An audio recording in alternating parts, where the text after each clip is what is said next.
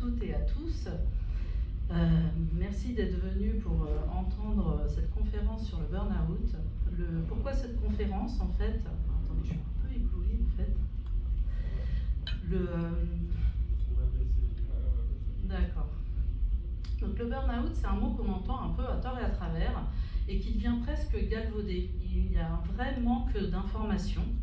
Alors je ne sais pas si vous savez, mais cette semaine, c'est la semaine de prévention en santé mentale. Donc un peu hasard du calendrier, mais cette conférence tombe bien sur le burn-out.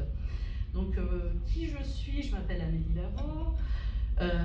J'accompagne des personnes à vivre sereinement des épreuves de vie avec la psychothérapie, l'hypnothérapie, et je me suis formée au coaching professionnel dans un deuxième temps parce que justement, venant moi de l'entreprise, j'étais très sensibilisée aux problématiques de souffrance au travail et entre autres aux problématiques de burn-out. Et j'ai voulu rajouter ces compétences pour pouvoir accompagner les personnes de la prévention pendant la phase de burn-out et d'effondrement et me sentir outillée pour les aider à reprendre une vie professionnelle, que ce soit dans leur poste ou des fois dans une reconversion. Alors, il y a énormément de fausses croyances sur le burn-out. On va faire un petit quiz, je vais vous en proposer 3. La première, la grande classique, le burn-out, c'est que de la fatigue. Vrai ou faux? Faux. Évidemment, le burn-out, c'est entre 130 et 150 symptômes. Des symptômes physiques, émotionnels, relationnels, cognitifs. Pourquoi cette fausse croyance? C'est la traduction française. Donc moi, vous allez m'entendre parler surtout de burn-out, plutôt que de parler de la traduction qui est épuisement professionnel. Parce que quand on pense épuisement professionnel, on pense tout de suite à la fatigue. Moi, j'ai cette image du téléphone. Si je viens et que je vous dis mon téléphone a plus de batterie, vous allez me dire recharge-le. Maintenant, si je vous dis mon téléphone a cramé, là, il y a une autre quand même vision des choses et vous allez me dire mais attends, là, il faut le faire réparer, il faut en prendre soin, il faut en faire quelque chose. Et c'est vraiment ça le burn-out. La traduction, c'est la combustion. La personne crame. C'est vraiment ça.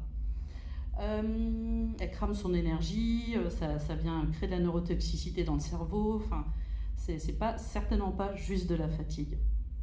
Quelque chose aussi qu'on entend, c'est burn-out, en fait, c'est une dépression, quoi. Alors, est-ce que le burn-out est une dépression? Faux, non, en effet. Le burn-out, c'est un syndrome, la dépression, c'est une maladie psychique.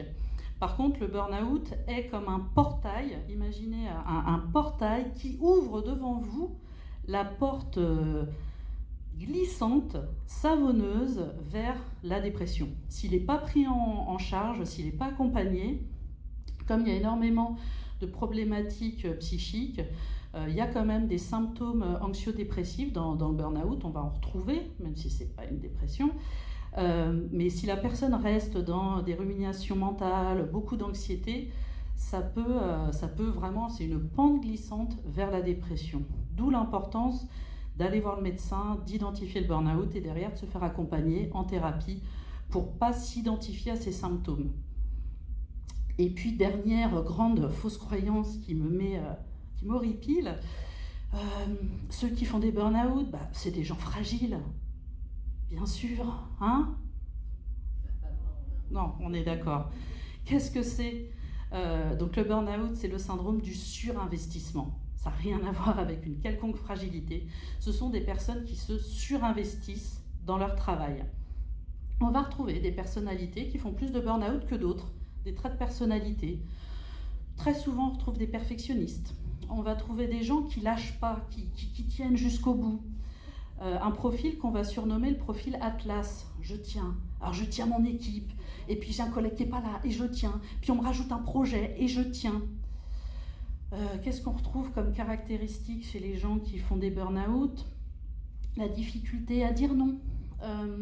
Je veux faire plaisir, le trop bon élève. Donc vraiment, ça n'a rien à voir avec une quelconque fragilité. Au contraire, les gens qui font des burn-out sont très souvent des gens, des bons éléments dans l'entreprise, des gens efficaces. Alors, pour vous en parler, Je vais vous présenter 2 définitions. Alors, ce qui est important de savoir dans cette définition-là, donc ça c'est l'officiel, la définition de l'OMS, c'est un syndrome, ce n'est pas une maladie. Un syndrome, ça veut dire que c'est un ensemble de symptômes. Il résulte d'un stress chronique. Donc ça, voilà, c'est les choses à savoir du burn-out, c'est un syndrome, ça résulte du stress chronique. Et on va retrouver, parce que c'est quand même difficile à diagnostiquer, à identifier, alors c'est les médecins qui diagnostiquent, hein, on va retrouver 3 éléments. Mais pour vous, pour avoir ça en tête, parce qu'en fait, ah oui, j'ai oublié quelque chose de pourquoi aussi cette conférence, c'est qu'on va en parler, il y a le déni dans le burn-out. C'est-à-dire qu'il y a peut-être même des gens ici dans la salle qui sont en prémisse de burn-out, mais qui vont se dire non, je tiens, non, mais je tiens. Il y a peut-être des proches à vous, il y a peut-être des collaborateurs, il y a peut-être des collègues. Donc, c'est aussi important de cette connaissance pour vous, mais aussi pour pouvoir observer chez vos proches et chez vos collègues. Donc, on va retrouver 3 éléments. Donc, le fameux sentiment d'épuisement. Donc, comme je vous ai dit, c'est pas de la fatigue, c'est épuisement physique, émotionnel, relationnel, cognitif. Alors ça c'est intéressant, le cynisme.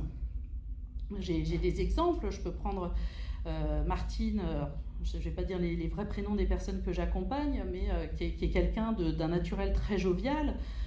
C'est quelqu'un qui dans son travail aimait bien le lien social, aller prendre le café avec ses collègues, et qui petit à petit a commencé à devenir sarcastique. Alors que c'est pas du tout elle en fait. Ça aussi c'est un signe de se dire mais c'est pas moi, je me retrouve plus. Moi j'ai personne en cabinet qui me dit c'est pas moi, je me reconnais plus. Donc ça c'est intéressant, le cynisme, c'est quelque chose auquel on ne penserait pas. Et puis une efficacité professionnelle réduite. Les personnes qui font des burn-out sont souvent très efficaces et là ils n'y arrivent plus. Ils n'y arrivent plus parce que le corps il peut plus. L'autre définition que je voulais vous montrer, parce que je la trouve intéressante aussi, elle apporte d'autres éléments. Donc ça vient de l'IPBO. Ce qu'il y a à retenir de cette définition-là, c'est que c'est évolutif le burn-out. En fait, il y a tout un processus lent et sournois de stress chronique qui se met en place. Et puis à un moment, il y a ce fameux effondrement qu'on appelle dans le langage commun, voilà, ce burn-out. Mais avant, il s'est passé du temps avec plusieurs stades. Une autre chose à savoir et à retenir, c'est multifactoriel. J'en reparlerai peut-être un peu après, mais en gros, là je vais parler évidemment des personnes, parce que moi c'est mon travail, j'accompagne les personnes, mais c'est multifactoriel.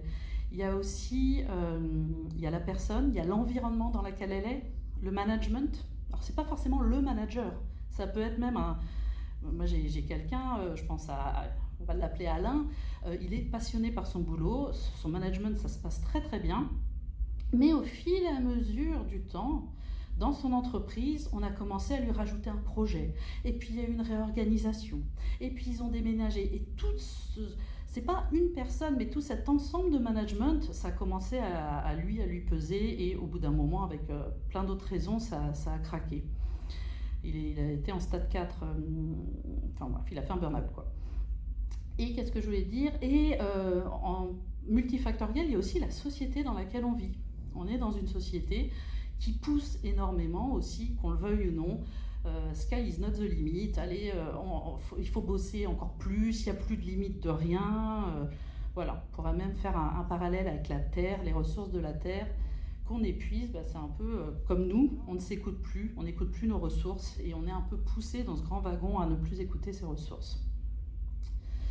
Voilà, moi évidemment je vais me concentrer sur les personnes parce que c'est mon travail, mais c'est pas que la personne qui porte tout. La même personne dans un autre environnement n'aurait peut-être pas fait de burn-out. Ça c'est aussi important à savoir parce que dans les personnes qui vivent des burn-out, il y a énormément de culpabilité. Et en plus je vous ai dit, c'est des caractères où ils portent beaucoup, ils prennent beaucoup de responsabilités, ils prennent beaucoup sur eux. Donc voilà, d'avoir ça en tête. Et je vous ai mis un petit moyen mémotechnique que je trouve intéressant. Donc burn, pour se souvenir un peu des grandes caractéristiques du burn-out. B comme baisse d'énergie, hein, c'est ce fameux épuisement de tous les aspects du corps et de l'être. U, l'usure émotionnelle. Au bout d'un moment, il y a quelque chose dans les symptômes du burn-out, c'est du repli sur soi. J'arrive plus à communiquer avec les autres, ça me coûte trop d'énergie. Ça, on va le retrouver, on va retrouver ça avec le sarcasme, etc. La personne, moi j'ai une personne, j'ai accompagnée, qui est très conviviale et qui s'est rendue compte, au bout d'1 mois d'accompagnement, quand on est en train de regarder son parcours, elle me dit, mais ça fait 6 mois que j'ai pas invité quelqu'un à la maison. Elle n'invitait plus ses amis, enfin... Voilà, il y a une usure émotionnelle parce qu'il n'y a plus assez d'énergie disponible. Le R pour rupture du lien, parce que dans le burn-out, on va trouver plusieurs ruptures. J'aurais même dû mettre un S en fait. Il y a la rupture entre la tête et le corps. C'est-à-dire le corps envoie des signaux, mais on ne les écoute plus. La personne, quand elle est rentrée, c'est comme une roue de hamster, elle n'écoute plus le corps. Il y a une rupture donc, du lien émotionnel, relationnel, c'est ce que je viens de dire avec le repli sur soi. Et il y a même, on peut aller plus loin avec la rupture, moi je vais appeler ça un déracinement, la rupture avec le cycle de la vie. Vraiment, les personnes en burn-out, je les encourage à aller marcher en forêt, à aller recontempler, reprendre le temps du cycle, de se réinscrire dans le vivant, dans le cycle de la vie. Il y a quelque chose qui est tellement dans il faut faire à tout prix, c'est presque je vois plus le reste. Et puis alors, le N, vous allez me dire, c'est un peu fort, sentiment de nullité quand même, le terme il est dur. Et oui, il est dur, parce que c'est ce que vit quelqu'un qui est en stade 4, c'est quelqu'un qui va avoir vraiment une perte totale d'estime d'elle-même, perte de confiance en elle, surtout une perte de confiance dans ses compétences professionnelles. Moi, quand j'accueille quelqu'un dans le cabinet avec la personne, et j'entends des choses comme ça qui me disent « Non mais je suis nulle, je ne pourrai plus jamais travailler ouais, jusqu'à se demander en fait, j'ai eu ça, quelqu'un qui se demande « Mais est-ce que ça vaut le coup d'exister ?» Carrément, parce que la personne s'était tellement identifiée à son identité professionnelle.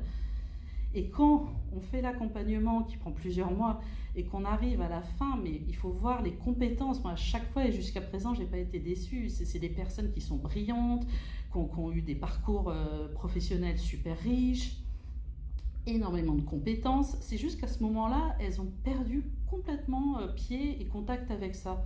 Et ça, c'est une des raisons pour lesquelles c'est vraiment important de se faire accompagner. Parce que quelqu'un qui reste tout seul avec ça et qui va ruminer et qui va s'associer à ses symptômes, qui va croire que réellement il est nul, là c'est une porte ouverte vers la dépression. Parce que c'est un symptôme du burn-out. Donc ce que j'aimerais vraiment que vous reteniez, c'est que c'est un processus chronique et qu'on qualifie de sournois. Parce qu'il arrive un peu comme l'histoire de la grenouille. Quand on prend une grenouille, on la met dans l'eau chaude à 50 degrés, elle se rend compte et elle saute. Là, la grenouille, on la met à 37, elle est bien. Puis 38, puis 39. Et puis on tourne, et à un moment, elle grille. Et le burn-out, c'est un peu ça. Il y a quelque chose qui s'installe, voilà, ni vu ni connu. Ah ouais, j'ai des céphalées chroniques, mais bon, je dois être fatiguée. Ouais, et puis c'est vrai, bon, je dors plus. Bon. Ouais, mon collègue, là, il m'a fait une remarque, il m'a trouvé sarcastique, c'est bizarre, bon, ok. Et puis je continue comme ça, parce que c'est plein de petits bouts de symptômes. Et si on ne connaît pas, et qu'on ne sait pas que ça touche ces 3 aspects-là, et qu'on croit que c'est juste de la fatigue, on ne pense pas du tout à un burn-out. Ou un processus de stress chronique qui est en train de se mettre en place et qui peut mener jusqu'à cet effondrement. Pas un burn-out, oui. Alors pour l'expliquer, il y a 2 paramètres. C'est pour ça que je voulais dire qu'il n'y a pas un seul burn-out.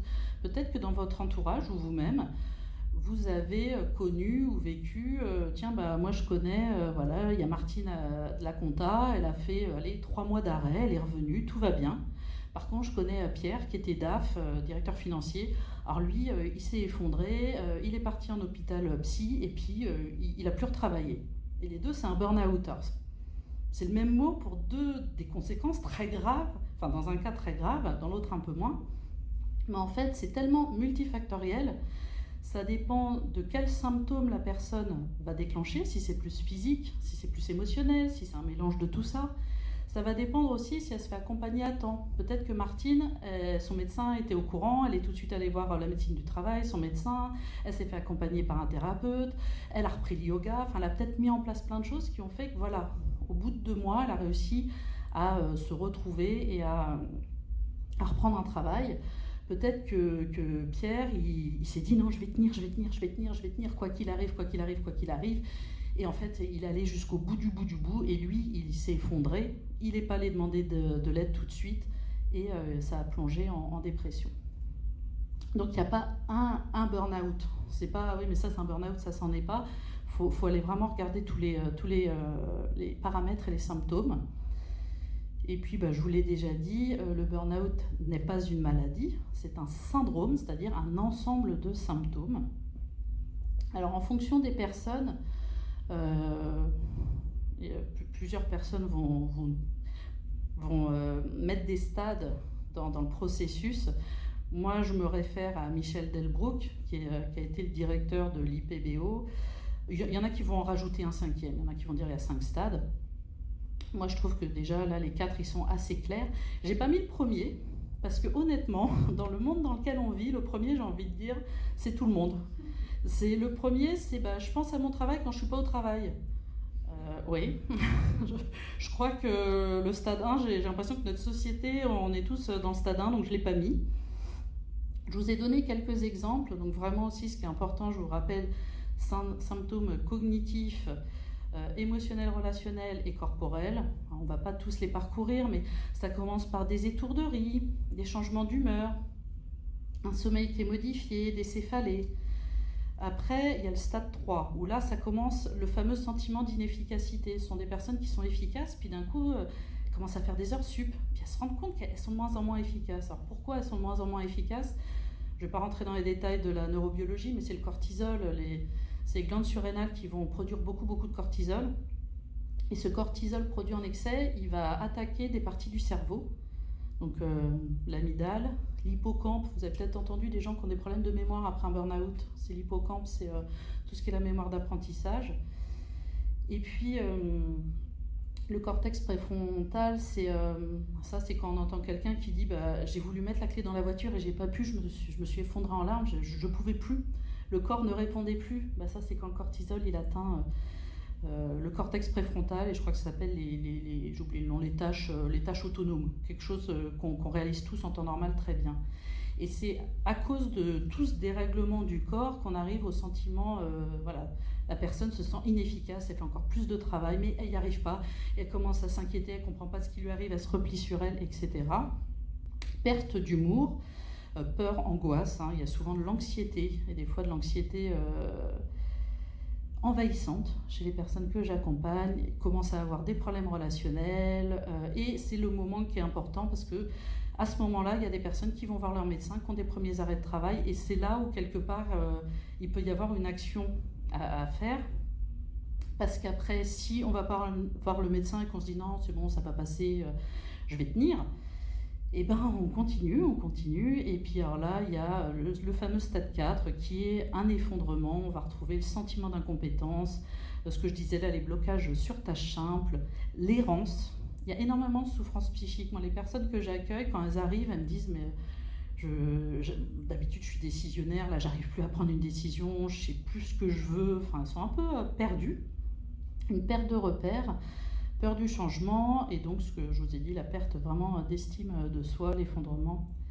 Là j'ai parlé beaucoup de troubles psychiques, émotionnels, relationnels, mais évidemment il y a le corps entre guillemets qui trinque, on peut faire des AVC, des arrêts cardiaques, il y a tout un trouble hormonal.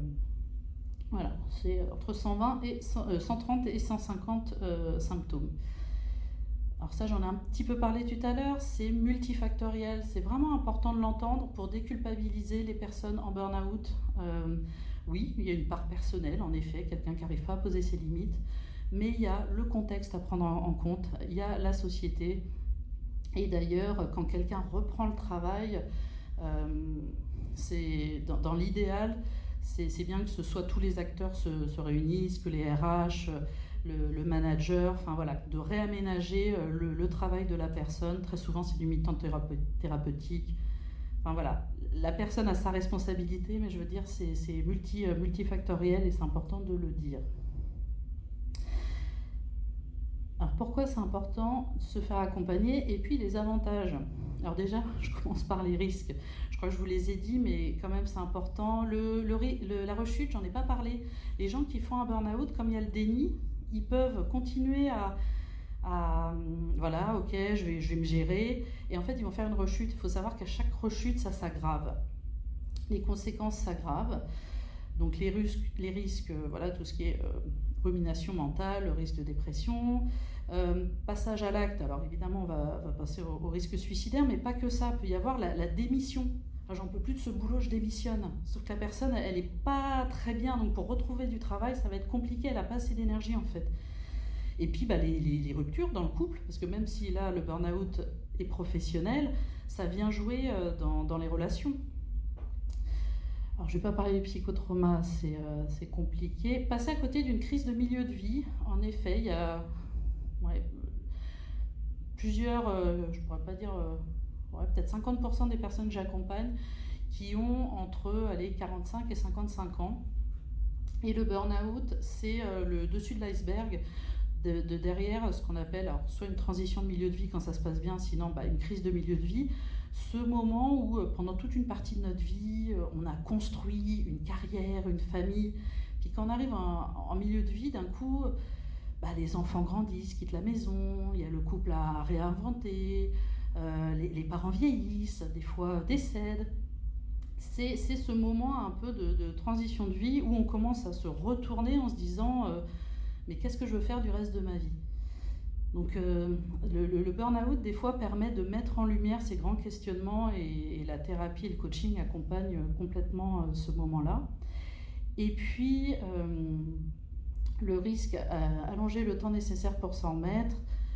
Moi je vois dans les personnes que j'accompagne, leurs arrêts de travail sont légèrement plus courts, voire pour certains vraiment plus courts que la moyenne de l'arrêt de travail qui peut être entre 12 et 15 mois.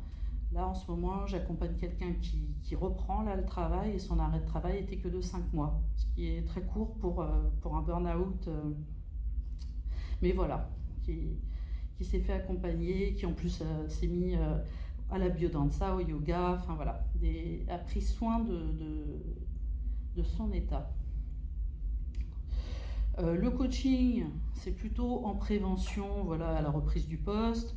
La psychothérapie, ça peut être tout le long, et ça c'est ma pratique. J'utilise l'hypnose si les gens ils sont ouverts, plutôt comme un outil pour les soutenir.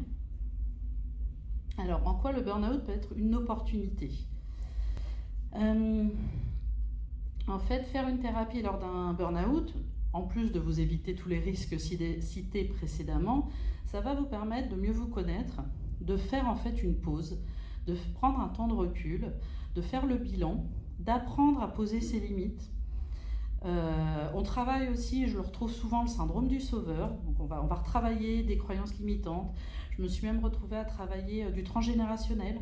J'ai eu une personne, il y avait une valeur travail très très lourde dans sa famille. Elle n'en avait pas conscience. Donc voilà, on a travaillé autour de ça, de se rendre compte de ok, est-ce que j'ai encore envie de porter à ce point-là la valeur travail, presque aller au sacrifice. Donc voilà, on va retravailler beaucoup de curseurs et l'idée derrière, et ça permet à la personne de retrouver un équilibre de vie plus durable et plus aligné avec ses valeurs. Donc voilà, on passe... oui, là j'ai mis quelques mots. Et ce que je voulais aussi évoquer, c'est que le burn-out, pour moi, ça peut être vu comme une épreuve initiatique, l'épreuve initiatique du feu.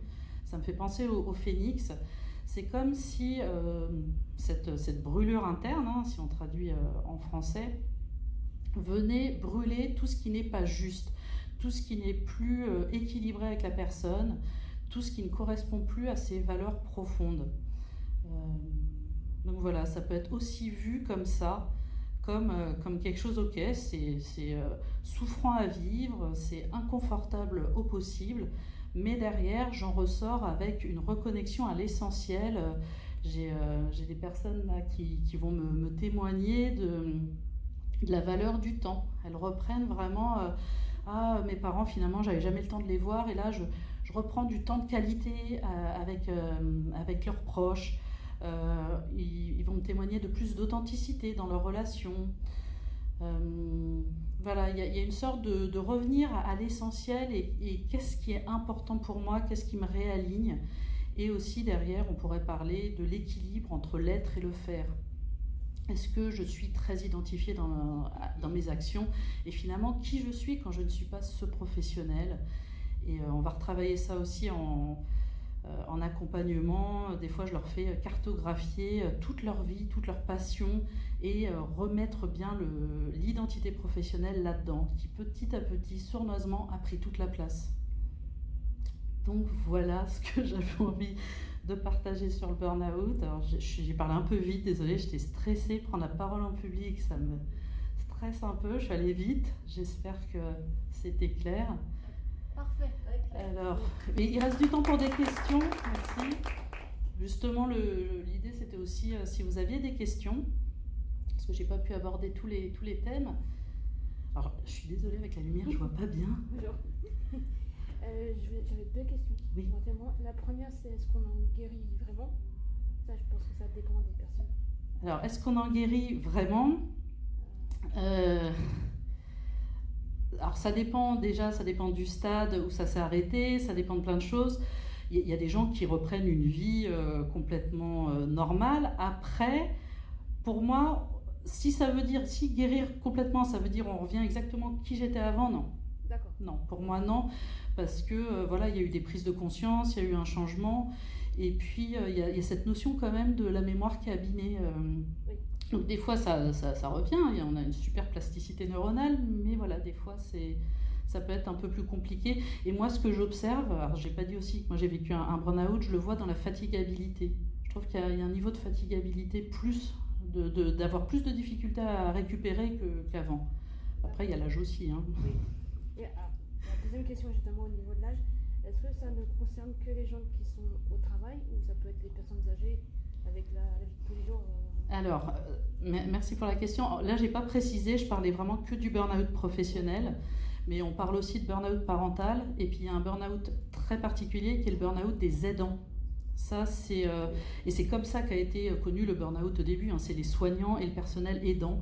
Là, c'est vraiment particulier parce que c'est vrai que le burn-out vient toucher une histoire de lien aussi. Hein. Là, j'ai pas dit, il y a l'histoire du pas juste, il y a une rupture du lien, enfin voilà, ça vient toucher plein de choses. Mais alors, je sais pas pour les personnes âgées. Là, je ne saurais pas. Les jeunes de plus en plus, et les chiffres sont affolants. Je crois 25-34 ans, il y a une augmentation des cas de burn-out. Et pas forcément que les salariés, mais c'est vrai que là, je connais moins le burn-out parental, on en entend parler. Je pensais à mes parents qui sont grands-parents, du coup, et je me disais que peut-être que, comme c'est nouveau aussi pour eux, peut-être qu'ils n'arrivent pas à gérer la situation. Et ma question, c'est est-ce que quand on découvre une étape de sa vie, même quand on est retraité, est-ce qu'on peut ne pas bien gérer et en arriver à ce stade-là? Alors je ne sais pas si on arrive au burn-out, parce que je ne sais pas, ça ne va pas être du stress chronique. Par contre, en effet, à chaque transition de vie et passer à la retraite, par exemple, là je peux faire le lien avec le burn-out sur l'identité. Si mon identité, je l'ai très très fusionnée avec mon identité professionnelle, j'arrive à la retraite, je suis qui, je suis où, ça se prépare en fait la retraite. Je ne sais pas si on peut parler de burn-out, je dirais que plutôt là c'est la transition de vie qui aurait besoin d'être accompagnée, mais je ne suis pas sûre qu'il y ait un processus de stress chronique et tout ce que le dérèglement hormonal qu'entraîne le burn-out. Mais ça peut être souffrant et difficile à vivre, hein, ça c'est clair. Et dernière petite question, si on a connu un collègue qui a vécu ça, nous en tant que collègue à côté, comment on le réaccueille dans son milieu de travail en fait? Est-ce qu'on lui en parle, est-ce que ça va, etc. Est-ce qu'il y a un parcelle de questions ou on le laisse vivre Alors, la meilleure réponse que j'aurais à dire, c'est peut-être lui demander, oser lui dire, en partant pourquoi pas de vous, de ce que ça vous fait. Peut-être lui dire, écoute, j'ai appris que tu étais en burn-out, ça m'a touché. Est-ce que tu as envie qu'on en parle? Est-ce que tu veux pas qu'on en parle? Qu'est-ce que tu souhaiterais? Et merci pour la question, parce que là je vois dans les personnes que j'accompagne à la reprise au travail, ça les angoisse de revenir au travail. Ils ont beaucoup d'angoisse de qu'est-ce que vont dire les collègues, est-ce qu'ils vont me juger, est-ce qu'ils vont me rejeter. Donc je pense que d'oser aller voir ce collègue et lui dire écoute, j'ai appris que tu étais en burn-out, sache que voilà, ça me touche, je suis contente que tu reviennes, ça me fait plaisir de voir que tu es en forme. Est-ce que tu veux qu'on en parle ou est-ce que tu veux pas qu'on en parle? D'accord. Ouais, merci parce que bon, c'est à l'entreprise de gérer ça, mais quand c'est ses collègues, faut savoir que la personne en face, elle a culpabilisé, mais incroyable. Moi, j'entends des choses. Les personnes sont en céphalée chronique, ils dorment plus la nuit, ils n'arrivent même plus à lire un email et ils me disent mais vous vous rendez pas compte, j'abandonne mon équipe, mais je peux pas, faut que j'y retourne. Et j'entends ça. Et c'est pas. Et il y a tout un travail au début, l'accompagnement, c'est presque du soutien, de la déculpabilisation et de les aider à sortir du déni. Moi, j'ai une personne, on va l'appeler Aline, je l'accompagnais depuis 1 mois, son médecin du travail lui a déconseillé de retourner au travail, je lui ai déconseillé, elle y est allée, elle a posé un pied sur le parking, effondrement total, c'était pas possible pour elle, donc c'est... Mais parce qu'elle avait une telle culpabilité, voilà, à dire mais vous vous rendez pas compte, mais qu'est-ce qu'ils vont faire sans moi, comment... Donc c'est... Ouais, les gens qui, quand ils reprennent le travail, ils ont encore, même si on travaille ensemble, la culpabilité d'accueillir leur état, qui sont allés au bout de leur force, qui ne pouvaient pas faire plus, quoi, là, c'est vraiment... Mais ils ont cette crainte, un peu les collègues, puis si on leur dit ah bah t'es fragile, c'est pour ça toutes ces fausses croyances, je vous en parle aussi parce que pour pas être maladroit, on peut être maladroit des fois quand on connaît pas quoi. Donc merci pour la question. Merci. Est-ce qu'il y a d'autres questions? Je regarde l'heure. Oui. Oui, justement, pour moi je la rejoins parce que je viens malheureusement d'en vivre un. J'ai seulement eu à peine 3 mois d'arrêt. Au bout de 2 mois déjà la psy souhaitait que je reprenne. J'ai repris une journée. Autant dire que le lendemain, je me suis remise à un arrêt 1 mois parce que quand j'ai vu la quantité de travail qui m'attendait, qu'on m'a laissé volontairement exprès, et que nous, on était en pleine période de clôture, un truc de dingue, j'ai juste dit, bah écoutez, je suis même pas encore remise, que là, vous m'effondrez complètement, c'est du n'importe quoi. Donc elle m'a donné encore 1 mois, mais j'ai repris donc il y a 1 semaine, et alors comme je disais, donc par rapport effectivement aux collègues, on en a parlé vite fait lors d'une réunion où justement il y a eu réorganisation. On a 2 personnes qui sont parties dans le service qui ne seront pas remplacées. On va nous charger encore un peu plus. Mais du coup, ça crée des jalousies parce que moi, on m'aménage provisoirement le temps de me remettre un petit peu sur pied et d'éponger mes centaines de mails cumulés pendant 3 mois. Hein, et puis plus qui arrive encore en cours de route puisque tu reprends, on continue. Et donc créer de la jalousie aussi en parallèle. Oui, mais pourquoi si, pourquoi pour elle c'est comme ça, et bah nous aussi on va se mettre en arrêt. Voilà. Alors ça c'est une question qui est vraiment plus managériale, mais en effet j'ai plusieurs cas. Il y a des gens où vraiment l'entreprise va mesurer l'importance de bien réaccueillir le collègue, il va être en mi-temps thérapeutique. Là, bon, on travaille avant, on se met un peu les points moi je lui dis, vous lisez pas vos mails pendant votre... Enfin, tous les mails de votre absence, vous les archivez. Enfin, on se met en point sur des choses comme ça. Mais il faut la collaboration de la hiérarchie et du management. S'ils ne collaborent pas, hélas, on peut pas les changer. Alors et c'est à se questionner, alors je ne suis pas en train de dire de quitter votre job, mais c'est à se questionner, est-ce que... c'est du provisoire, et puis à un moment donné, de toute façon, on m'a dit quand il y aura des nouvelles personnes qui vont arriver, on va forcément les intégrer aussi. Donc, voilà, est-ce qu'il n'y a pas... après, il faut avoir assez d'énergie pour trouver un autre travail ou pas, mais en effet, c'est vraiment la notion de multifactoriel. Quand on a une entreprise qui considère encore que non, le burn-out, non, la personne... ah oui, j'en ai oublié une dans les fausses croyances, elle est magnifique, c'est elle est paresseuse. On peut encore entendre ça quand on sait que c'est des gens surinvestis qui en général sont très efficaces. Donc voilà, hélas, il n'y a pas de baguette magique, j'entends, je trouve ça terrible, mais dans les entreprises, ils n'ont pas encore compris que quand quelqu'un fait un burn-out, c'est un symptôme de toute une organisation et ils devraient le voir comme ça et se mettre en... Ça date depuis un moment que ça, en fait, ça s'amplifie. Moi, j'ai écouté mon corps déjà au mois de mars qui m'a donné les premiers symptômes, et arrivé au mois de juillet, il y en avait plein d'autres. Et j'ai dit, t'écoutes pas ta tête, écoute ton corps. Oui, c'est bien que vous ayez eu cette... Ça fait 1 an que, voilà, faut pas laisser les collègues, faut pas leur en donner plus, machin, de travail. On remplace tout le monde de bonne volonté, etc. Donc vous êtes bon, donc on vous charge toujours plus, et c'est le même problème. Et après, ça crée énormément de départs. Il y a un taux de départ. De turnover. Oui, Oui, alors je ne l'ai pas dit, je l'ai dit dans le pas juste, mais souvent il y a un manque de reconnaissance aussi qui vient qui peut être un des facteurs déclenchants du burn-out. Alors je regarde juste, mais je crois que j'ai encore un peu de temps. Oui. Est-ce qu'il y a une séance type où à chaque fois les séances sont différentes? Ah non, les séances sont... Ah, est-ce qu'il y a une séance type où toutes les séances sont différentes? Non, les séances sont différentes parce que ça dépend complètement de la personne. Je suis pas... ça va pas être quelque chose d'automatique, robotisé. J'écoute la personne et en fonction...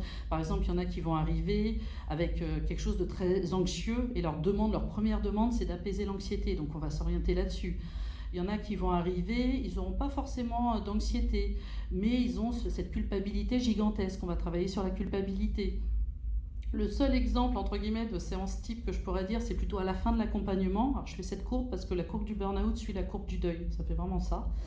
Et vers la fin de l'accompagnement, donc quand on est sur la phase où la personne va mieux et qu'on travaille en général la légitimité de ses compétences, je propose, après ils acceptent ou pas, une séance d'arbre de vie. En général, une séance ne suffit pas, on en fait plusieurs, de leur moi professionnel. Donc ça, je pourrais dire, c'est un outil, je ne dirais pas que c'est une séance type, mais c'est un outil que je propose systématiquement parce que je trouve que ça aide les personnes à avoir une vision de leur parcours professionnel sur une feuille et puis d'une manière dessinée où ils racontent, qui nous sort du CV petit 1, petit 2, qui reste quand même assez créatif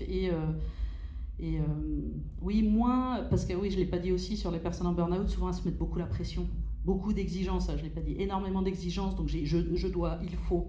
Donc voilà, de passer par l'arbre de vie, c'est quelque chose de plus ludique, plus fluide. Mais sinon, je n'ai pas de séance type, non. Merci. Donc moi je reviens sur mon cas, moi j'ai subi un burn-out à l'âge de 8 ans. D'accord. Suite à une erreur médicale, comme par les neurologues, qui m'ont transmis des psychotropes, qui m'ont carrément anesthésié endormi, qui fait que personne il n'y a aucun thérapeute qui a réussi à déterminer la cause du problème. Donc durant ce temps-là, ça a développé chez moi des crises d'angoisse, d'anxiété, de panique, qui m'ont dominé tout ce temps-là, qui ont pu amener au suicide. Et moi ce qui m'a sauvé c'est la peur. Et après, bon, avec le temps, je me suis posé des questions, j'ai cherché à me prendre en charge. Et en ayant trouvé la cause du problème, j'ai réussi par moi-même à stopper ces attaques de panique.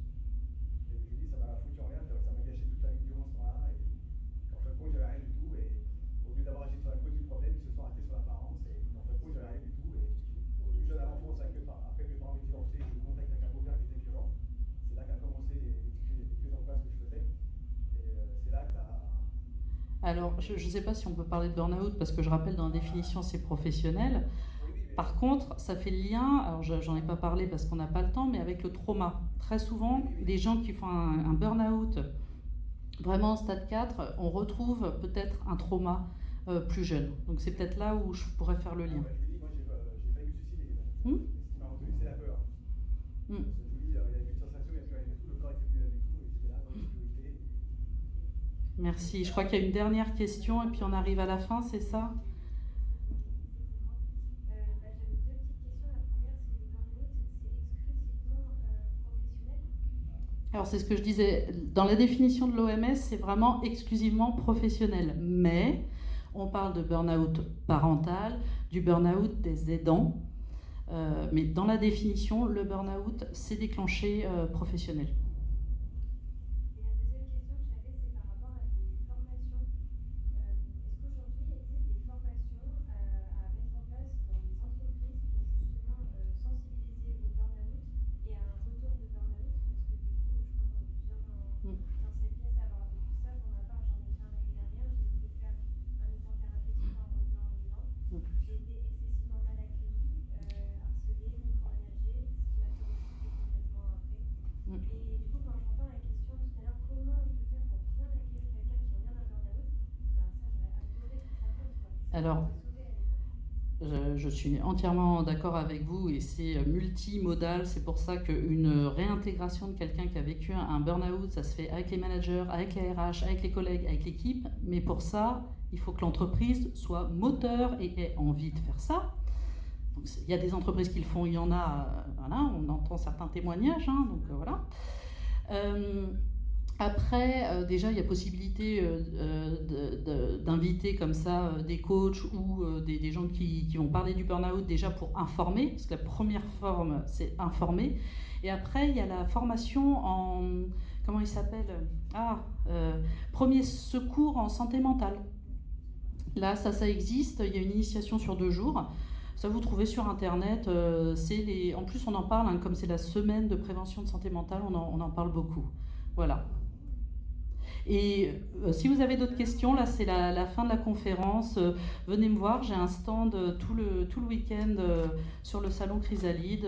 Et puis, vous pouvez me laisser vos coordonnées pour vous inscrire sur ma newsletter si vous le souhaitez. Parler burn-out, mais pas que. Il y a plein d'autres choses. Et puis, j'ai oublié de vous montrer, mais là, c'est fini. Voilà, j'avais fait un petit résumé des points à retenir. Si vraiment je vois qu'il y en a qui prennent des notes, vous pouvez venir me voir à mon stand et je vous l'enverrai par mail. Voilà, merci beaucoup.